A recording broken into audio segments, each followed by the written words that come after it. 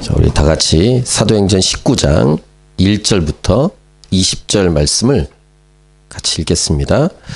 아볼로가 고린도에 있을 때 바울이 윗지방으로 다녀 에베소에 와서 어떤 제자들을 만나 이르되 너희가 믿을 때 성령을 받았느냐 이르되 아니라 우리는 성령의 계심도 듣지 못하였노라. 바울이 이르되 그러면 너희가 무슨 세례를 받았느냐 대답하되 요한의 세례니라.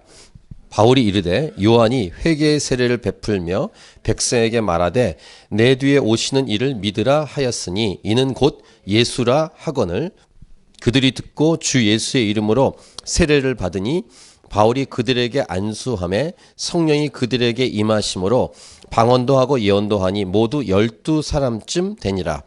바울이 회당에 들어가 석 달 동안 담대히 하나님 나라에 관하여 강론하며 권면하되 어떤 사람들은 마음이 굳어 순종하지 않고 무리 앞에서 이 도를 비방하거늘 바울이 그들을 떠나 제자들을 따로 세우고 두란노 서원에서 날마다 강론하니라. 2해 동안 이같이 하니 아시아에 사는 자는 유대인이나 헬라인이나 다 주의 말씀을 듣더라. 하나님이 바울의 손으로 놀라운 능력을 행하게 하시니 심지어 사람들이 바울의 몸에서 손수건이나 앞치마를 가져다가 병든 사람에게 얹으면 그 병이 떠나고 악기도 나가더라. 이에 돌아다니며 마술하는 어떤 유대인들이 시험 삼아 악귀 들린 자들에게 주 예수의 이름을 불러 말하되 내가 바울이 전파하는 예수를 의지하여 너희에게 명하노라 하더라. 유대의 한 제사장 스게와의 7 아들도 이 일을 행하더니 악귀가 대답하여 이르되 내가 예수도 알고 바울도 알거니와 너희는 누구냐 하며 악귀 들린 사람이 그들에게 뛰어올라 눌러 이기니 상하여 벗은 몸으로 그 집에서 도망하는지라. 에베소에 사는 유대인과 헬라인들이 다 이 일을 알고 두려워하며 주 예수의 이름을 높이고 믿은 사람들이 많이 와서 자복하여 행한 일을 알리며 또 마술을 행하던 많은 사람이 그 책을 모아가지고 와서 모든 사람 앞에서 불사르니 그 책값을 계산한 즉 은 5만이나 되더라. 이와 같이 주의 말씀이 힘이 있어 흥왕하여 세력을 얻으니라. 아멘. 오늘 설교 제목은 요 맨 마지막 읽으신 20절 말씀을 가지고 제목을 그대로 정했습니다. 주의 말씀이 힘이 있어 흥왕하여 세력을 얻으니라. 주의 말씀이 힘이 있어 흥왕하여 세력을 얻으니라. 그 말씀은 단순한 문자나 글자가 아니라 말씀은 능력입니다. 아멘. 네, 말씀은 능력입니다. 말씀은 진정한 말씀은 능력을 경험하는 것입니다. 이 말씀의 능력을 경험하기 위해서는 저와 여러분에게 믿음이 필요합니다. 믿음. 하나님의 말씀을 능력을 경험하기 위해서는 믿음이 필요한데 믿음으로 어떤 행동을 해야 합니다. 아주 단순한 행동. 그것은 먼저 성경을 펼쳐야 합니다. 성경을 펼치고 읽어가야 합니다. 그것을 하지 않고 말씀의 능력을 경험하겠다는 것은 굉장히 잘못 생각하는, 착각하는 자신의 판단입니다. 그러니까 예를 들면 이렇게 유튜브를 틀어서 어떤 목사님의 설교를 듣거나 또 주일날 설교, 오늘같이 수요일날 설교를 듣는 시간만으로는 하나님 말씀의 능력을 경험하기에는 역부족일 겁니다. 하나님 말씀의 능력을 경험하기 위해서는 아마 날마다 하나님 말씀을 가까이 하는 믿음의 행동이 필요하다고 저는 믿습니다. 그 다음에 또 하나 행동이 있다면 하나님 말씀을 들었다면 그 말씀대로 순종하는 행동이 필요합니다. 하나님 말씀을 순종하는 행동이 없는데 말씀의 능력을 경험한다. 이거 쉽지 않습니다. 두 가지 행동입니다. 성경을 펼쳐야 되고 그 말씀을 들었다면 그것을 행동으로 옮기는 순종이 필요하다. 이렇게 두 가지를 기억해야 합니다. 제가 믿기에는 그런 행동을 했다라는 것은 믿음이 있다라는 것입니다. 또 믿음이 적더라도 믿음을 가지고 행동했을 때 말씀의 능력을 경험하면 그 믿음이 성숙해지고 자라갈 수 있다. 이렇게 얘기할 수 있겠습니다. 그래서 먼저 축복합니다. 우리 캔버라 하나님이 찾으신 교회가 진정한 말씀을 경험할 수 있기를. 그리고 특별히 우리의 자녀들, 다음 세대가 하나님 말씀의 능력을 경험할 수 있기를. 이것은 기도하고 우리가 준비시켜 주어야 한다는 것입니다. 자, 오늘 주의 말씀이 힘이 있어 흥왕하여 세력을 얻는다. 이 제목을 가지고 오늘 말씀 본문을 묵상할 텐데 1절부터 3절을 보시기 바랍니다. 아볼로가 고린도에 있을 때 바울이 윗지방으로 다녀 에베소에 와서 어떤 제자들을 만나 이르되, 그 2절 말씀이 굉장히 중요한 말씀인데 우리 2절을 같이 읽겠습니다. 이르되 너희가 믿을 때 성령을 받았느냐? 이르되 아니라 우리는 성령의 계심도 듣지 못하였노라. 요 제목을 가지고 대천덕 신부님의 아버님이신가? 그분이 쓴 책이 있습니다. 믿을 때 성령을 받았느냐. 아주 옛날에 나온 책인데요.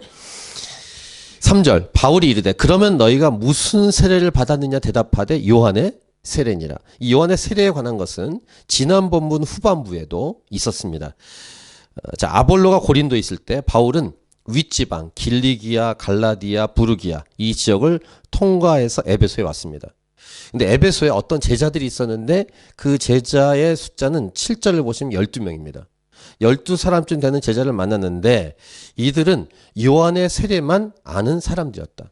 그러니까 지난주 본문에도 아볼로가 처음에는 요한의 세례만 알았습니다.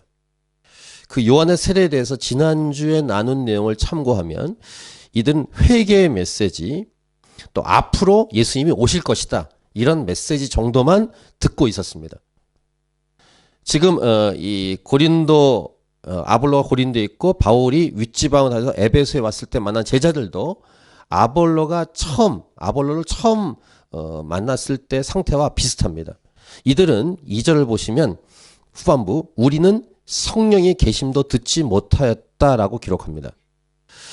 그러니까 오실 예수 그리스도, 이 두 번째 오신 예수님 말고요, 처음 오시는 초림하시는 예수님, 이분이 오실 것이다 정도만 듣고 있었고, 요한의 세례, 즉 회개의 세례, 회개의 메시지 정도만 듣고 있었습니다.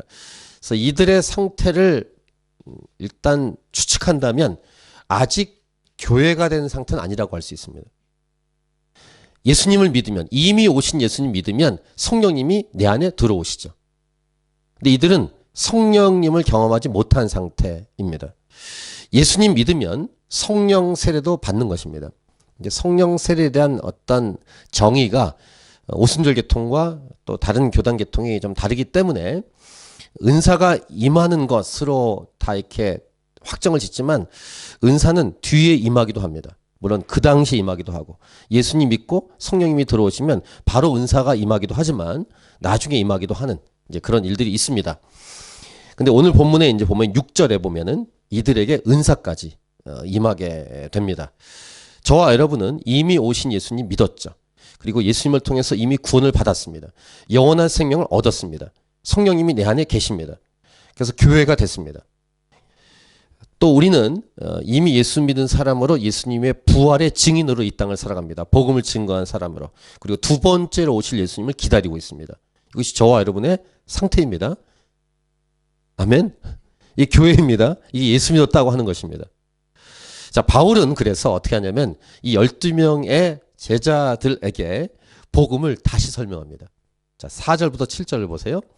바울이 이르되 요한이 회개의 세례를 베풀며 백성에게 말하되 내 뒤에 오시는 이를 믿으라 하였으니 이는 곧 예수라거늘. 그러니까 아예 복음을 처음부터 설명하는 거예요. 요한의 세례를 알고 있다고 말하는데 아직 예수님을 영접하지 않은 이들에게 예수님을 설명하고 있습니다. 그리고 5절 보시면 그들이 듣고 주 예수 이름으로 세례를 받으니 이렇게 기록합니다. 그러니까 제자는 제자인데 아직 오지 않으신 예수님, 앞으로 예수님 오신다라는 세례 요한의 메시지 정도만 듣고 있는 거예요. 그 다음 바울이 6절 보시면 안수합니다. 그때 성령이 그들에게 임하심으로 방언도 하고 예언도 했다. 7절 모두 12사람쯤 됐다 이렇게 기록합니다. 이 상태가 진짜 예수님 믿은 상태입니다. 그래서 이런 말씀이 오늘 본문이기 때문에 여러분이 자신의 상태를 한번 생각해 보셔야 돼요. 점검해 보시고 진짜 예수님 믿었는지, 아니면 그 직전 상태인지, 진짜 예수님 믿어서 교회가 되었는지. 그리고 이 말씀을 준비할 때 하나님이 찾으신 교회에 나오시는 분들 중에 주일날 제일 많이 나오시니까 주일날 나오시는 분들 중에 진짜 교회가 된 예수 믿는 사람이 얼마쯤 될까 이런 생각을 했습니다. 일단 어린이들은 우리 두 분 섬기실 때 이렇게 보시면 애들 아실 거고 오후 예배하고 오전 예배 때 주일날 오시는 분들 얼마나 예수 믿을까? 전에 말씀드린 적이 있는데 한국의 유명한 크고 사람도 많은 그런 교회 어떤 강사 목사님이 가셔서 말씀을 전하시는데 그 말씀을 증거할 때 성령님께서 그 강사 목사님의 눈을 살짝 열어주셨어요. 그분이 이제 북경 온누리교회 와서 이제 간증하신 거예요. 그 교회 이름을 말하진 않으셨어요. 근데 굉장히 큰 교회였다고 합니다. 성령님께서 눈을 열어주셨는데 뭘 봤냐면은 구원받은 사람을 보여주신 거예요. 한 수천 명이 앉아 있었겠죠? 그런데 구원받는 사람이 몇 명 없더래요. 그래서 굉장히 충격받았다고 하더라고요. 어느 순간에 딱 보여주셨는데 구원받은 사람이 별로 없는 거예요. 몇천 명 중에 몇 명쯤 있었겠죠. 그러니까 이 목사님이 강사로 가셨으니까 얼마나 열심히 복음을 증거하셨을까. 그게 보이면은 가만히 있을 수가 없을 것 같아요. 사도 바울이 만난 사람은 12명인데 12명이 아직 예수님을 영접하지 않았어요. 회개의 세례까지만 알고 있어요. 그래서 복음을 증거했고 이들이 예수님 믿고 성령 은사까지 받았어요. 오늘 설교 제목과 연관해서 메시지를 정리하면 결국 복음을 전하는 것은 말씀을, 그러니까 설교를 제대로 증거하는 것이다. 이렇게도 연결을 해보게 되었습니다. 에베소에서 만난 12명에게 복음을 증거하기 위해서 예수님을 잘 증거한 사도 바울처럼 지난주 설교 제목이 성경의 핵심, 예수 그리스도. 말씀을 제대로 전한다는 것은 복음을 제대로 전한다는 거예요. 성경 말씀을 가지고 설교하잖아요. 말씀을 증거하는데 복음이 제대로 전달되지 않았다는 것은 말씀을 제대로 전달하지 않았다라고 말할 수 있습니다. 복음은 예수 그리스도이십니다. 말씀을 통해 복음이신 예수님이 증거되어야 합니다. 첫 번째 메시지. 말씀을 제대로 전한다는 것은 복음을 제대로 전하는 것이다. 이 첫 번째 메시지를 정리해 놓고 그 다음 이 바울을 통한 말씀의 능력을 누가가 계속 기록하고 있는데 8절 9절을 보세요. 일단 8절을 보시면 바울이 에베소 지역, 이 에베소는 우상이 가득한 지역이었습니다. 이 지역에서 이제 복음을 증거합니다. 회당에 들어가서. 근데 석 달 동안, 세 달 동안 하나님 나라에 관해서 강론하고 권면하는데 반응이 이렇습니다. 9절. 우리 9절을 같이 읽겠습니다. 어떤 사람들은 마음이 굳어 순종하지 않고 무리 앞에서 이 도를 비방하거늘 바울이 그들을 떠나 제자들을 따로 세우고 두란노 서원에서 날마다 강론하니라. 여기서 알 수 있는, 특별히 8, 9절에서 알 수 있는 메시지가 뭡니까? 한번 정리하고 설명하겠습니다. 하나님은 억지로 하지 않으십니다.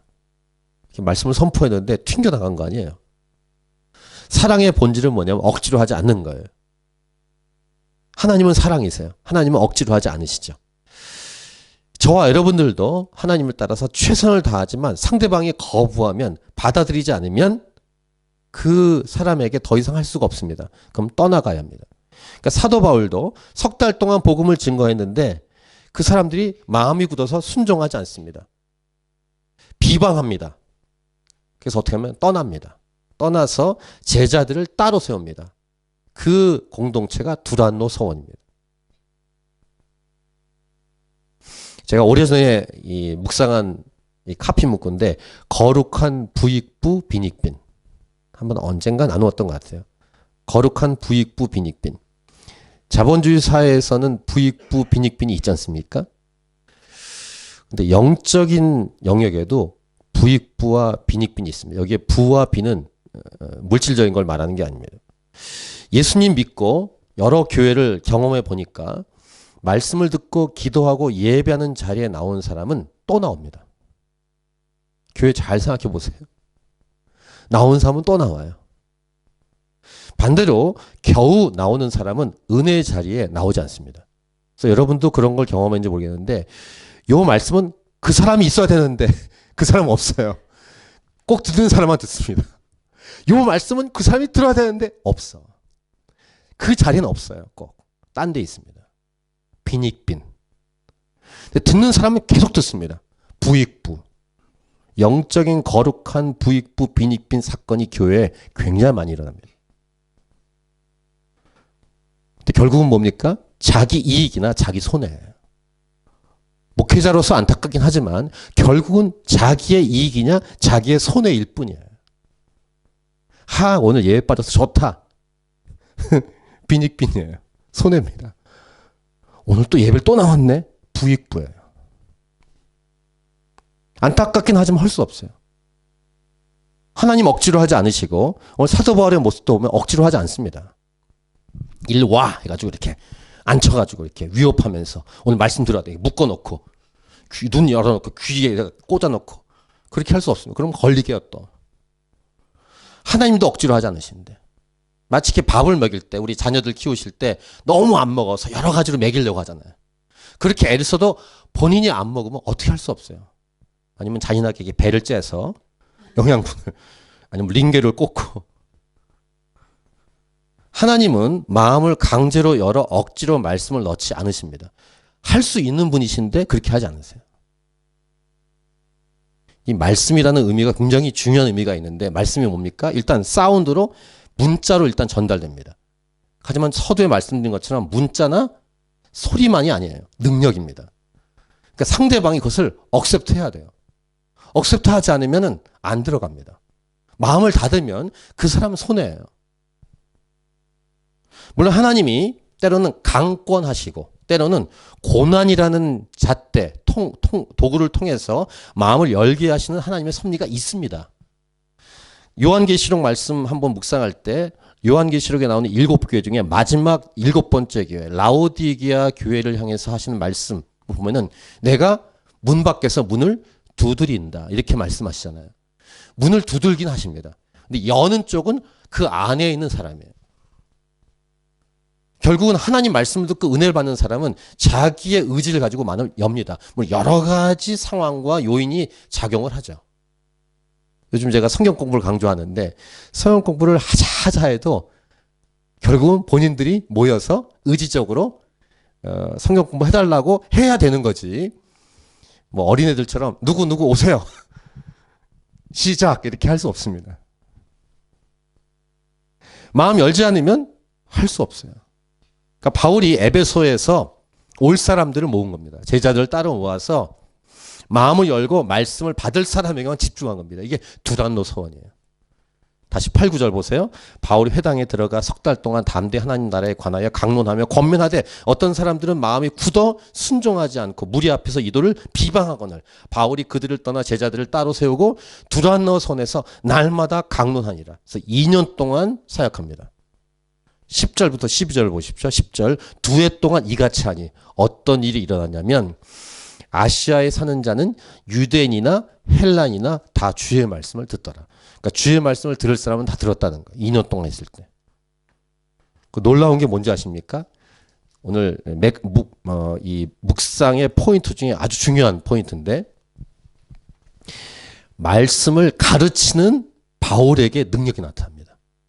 그러니까 말씀을 들은 사람에게도 능력이 나타나겠지만 말씀을 가르친 바울에게 능력이 나타납니다. 그러니까 그 전에도 바울의 능력이 엄청났는데 에베소 지역은 엄청나게 더 강하게 드러납니다.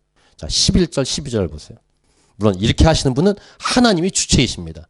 근데 바울을 통해서 그 일을 하신다는 거예요. 11, 12절을 같이 읽겠습니다.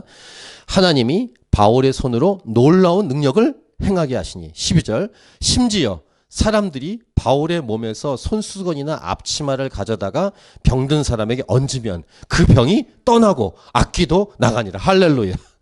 그러니까 이 바울이 텐트 메이킹 하던 분이기 때문에 이 손수건이나 앞치마는 이렇게 하는 게 아니라 가죽 앞에 그런 앞치마고 손수건도 아마 좀 일과 관련된 부분일 거예요. 어쨌든 바울이 쓰고 있었던 손수건이나 앞치마를 가져다가 병든 사람에게 얹으면 낫는다는 거예요.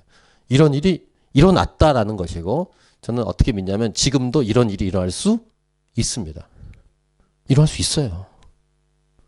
이러한 능력이 나타나지 않는 것은 사도 바울처럼 하나님 말씀을 증거하지 않거나 또 에베소에 있는 말씀을 들었던 사람들처럼 말씀을 잘 듣지 않기 때문이에요. 다시 보세요. 아까 9절의 후반부 보시면은 두란노 서원에서 그 다음 나온 단어. 두란노 서원에서 그 다음 날마다. 초대교회는 매일 모였어요. 지금처럼.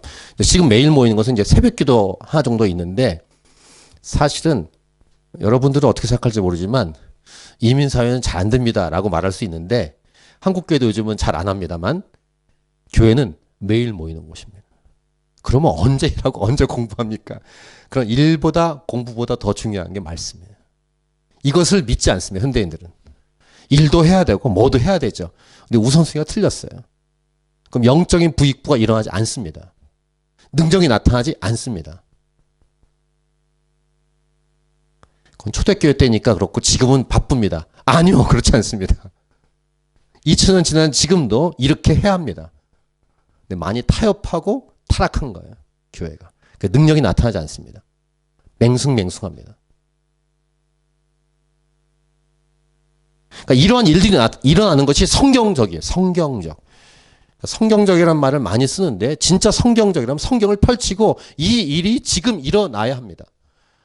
근데 요즘 어떤지 아시죠? 이런 일이 일어나면은 의심의 눈을 보냅니다. 의심의 눈. 그럼 뭐래더라? 여러 가지 이렇게 이상한 잣대를 가지고 설명합니다. 근데 그 설명보다 성경을 펼치고 이 일이 일어나고 있으면 성경적이에요. 근데 일이 일어나고 있자면 비성경적이에요.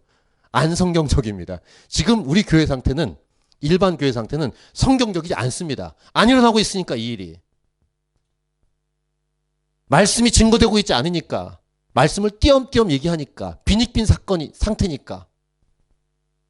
제대로 하고 있으면 매일 모여야 되고 매일 말씀 들어야 되고 그 다음 말씀을 증거한 자에게 능력이 나타나고 말씀을 듣는 자에게 능력이 나타나는 것이 맞습니다. 성경적으로. 그러니까 오늘날 우리들에게 이러한 일들이 나타나지 않는 것은 우리에게 문제가 있는 거예요. 이 문제를 해결해야 합니다. 구약도 그렇고 예수님 당시에도 마찬가지고 예수님과 제자들 통해서 그리고 지금 나오는 사도 바울과 사도 바울을 포함한 사도들 통해서 이런 놀라운 기적이 일어나는 것은 정상이었어요. 일반적이었습니다. 근데 그런 일이 지금 일어나지 않습니다. 어떤 분은 그런 기적이 그 당시로 끝났다라고 말하는 이상한 사람들도 있습니다. 자, 어떻게 해야 될까? 기본, 본질로 돌아가야 됩니다. 기도, 말씀밖에 없어요. 두란노 서원에서 사도 바울이 딴 게 한 게 아닙니다. 기도와 말씀. 하나님의 주체이십니다. 하나님이 이 일을 일으켜 주셔야 됩니다. 근데 하나님은 아무나에게 하지 않으십니다. 하나님 말씀, 기도. 이 본질에 충성된 공동체에 하나님이 역사하십니다. 또 하나, 말씀의 능력이 나타나고 이적과 기사가 일어나면은 생기는 현상이 또 있습니다. 귀신들이 날뜁니다.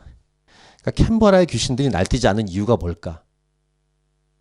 교회가 말씀대로 하지 않기 때문에 귀신들이 신경을 안 씁니다. 여러분 뭐 귀신 들리는 사람 보셨습니까? 저는 이민사회 와서 거의 못 본 것 같아요. 한국에서 많이 봤습니다. 한국 교회, 한국 집회에서. 이렇게 주일도 그렇고 평일 집회하면 모이거든요. 귀신 들린 사람이. 근데 이민사회에는 귀신이 없나? 왜 없겠어요? 얼마나 많을 텐데. 근데 귀신들이 신경을 안 씁니다. 교회가 우습습니다. 근데 교회가 성령의 능력, 말씀의 능력이 드러나기 시작하면 귀신들이 관심을 갖습니다. 모이게 되어 있습니다. 그러니까 말씀 역사가 일어나는 것은 성령 역사가 일어나기 때문에 귀신들도 함께 날뜁니다. 이걸 두려워할 필요 없어요. 귀신이 날뛴다는 것은 반증이에요. 성령 역사가 일어나고 있고 말씀의 능력이 임하고 있다는 반증이 됩니다. 이거 두려워할 필요 없어요. 귀신들이 오면 어떡하나. 오히려 이제 마지막 묵상입니다. 두려워해야 될 것이 뭐냐면 아무 일도 일어나지 않는 거. 이건 정말 두렵고 끔찍한 사건인데 끔찍한 사건이 평범화됐어요. 일반화됐습니다. 그냥 그런가 보다 이렇게 지나갑니다. 정말 두려워해야 될 시기를 보내고 있어 우리는. 아무 일도 일어나지 않는 맹숭맹숭한 상태를 우린 보내고 있으면서도 이것이 정상이라고 착각하고 있다는 것입니다. 정상이 아닙니다. 정상은 매일 모이고 말씀의 능력이 드러나면서 성령 역사가 일어나면서 귀신들이 날뛰면서 귀신이 떠나가고 병이 떠나가는 교회가 정상적인 교회입니다. 지난번에 제 아내가 한국을 갔다 왔습니다. 가서 어디 갔나 했더니 두 군데 갔더라고요. 그 오살리 기도원 맞죠? 순복음교회 그 집회에 갔다 왔더라고요. 그 다음에 뭐 지금도 약간 뜨거운 감자입니다만은 전에는 큰 믿음교회였는데 지금은 사랑하는 교회로 바뀌었습니다. 그 변승우 목사님. 거기에 이제 김옥경 목사인가요? 최옥경, 김옥경. 좀 이렇게 치유 집회를 매일 합니다. 매주 합니다. 이제 그 집회 갔다 왔더라고요. 그러면서 이제 그 아내랑 나눈 것은 뭐 이렇게 여러 가지 뭐 말을 하지만 어쨌든 병이 낫고 귀신이 나가는 역사가 일어나는 교회라는 거예요. 사람들이 많이 이렇게 비방합니다. 비판도 하고. 자기들은 아무 역사가 일어나지 않으면서. 그럼 자기는 정상이라고 생각하는 것입니다. 상대방 교회는 역사가 일어나는데 비정상이라고 생각하고. 그렇게 변해가고 있습니다. 저는 선포합니다. 캔버라 하나님이 차신 교회가 2년 3개월째 되고 있습니다. 캔버라 하나님이 차신 교회에 귀신 들린 사람이 모여야 돼요. 믿지 않은 사람이 모여야 합니다. 병이 든 사람이 나아야 돼요. 이거 목숨 걸고 기도하고 말씀 선포하면서 이루어져야 합니다. 물론 그걸 일으키시는 분은 하나님이십니다. 그걸 일으키고 싶어 하시는 마음이 하나님 안에 우리 교회를 통해서 생겨나야 됩니다. 오늘 본문과 같은 역사는 아니지만 어쨌든 말씀 열매들이 일어나고 있는 것은 맞는 것 같아요. 조금씩, 아주 조금. 그런 걸 좀 듣긴 합니다. 제가 먼저 잘해야겠죠. 더 간절해야겠죠. 하나님이 차하신 교회 안에 이 오늘 성경에 나온 역사가 일어나야 돼요. 제가 사용하고 핸드폰을 댔더니 병이 났더라.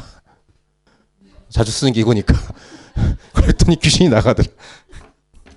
이런 역사가 일어나야 돼요.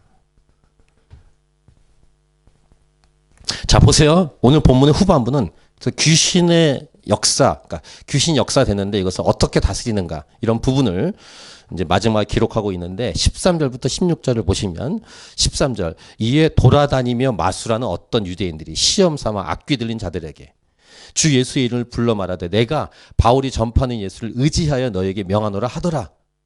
이 13절 말씀을 가지고는 흉내인가 믿음인가라는 주제로 말씀을 나눌 수 있는 내용입니다. 이런 마술하는 유대인들이 시험 삼아서 하나님이 기뻐하는 일이 아니죠. 시험 삼아서 본인이 직접 선포하는 것도 아니고 바울이 전파하는 예수의 이름을 의지해서 이렇게 명령하고 있었는데 14절 보시면 유대의 한 제사장 스기와의 7 아들도 이 일을 했다는 것입니다. 즉 가짜들입니다. 사역자들 중에 가짜. 이 가짜가 또 많다는 것은 또 어떤 증거입니까? 반증입니까? 귀신 역사가 일어나는 것도 성령 역사가 일어난다는 반증이고 가짜들이 많다는 것은 진짜가 있다는 거예요. 짝퉁이 존재하는 것은 원본이 있기 때문 아니겠습니까?